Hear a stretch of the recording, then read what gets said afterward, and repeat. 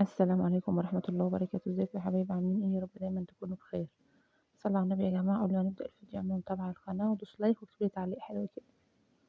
تعالوا يلا هنفطر مع بعض، نعمل شوية فطار صحي كده، حتى فتفوتة سمنة صغننة خالص كده وعليها بيضة، نعملها اومليت كده، ومعانا بقى عيش اسمر.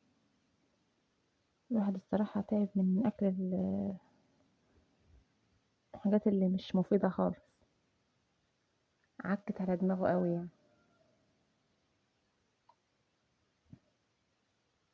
هنعمل بقى مشروب كده هيجيب معاكي من الاخر. ده بقدونس مغسول قوي قوي قوي قوي، اهم حاجه تغسلي الخضار كويس بشويه خل كده، وتحطيه في ميه يغلي يغلي بس دقيقتين اتنين تقومي طافيه عليه.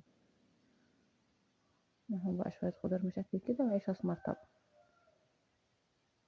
ده على فكره كويس جدا للجماعه بتوع الدايت برضه، كويس جدا، ما فيهوش اي دهون.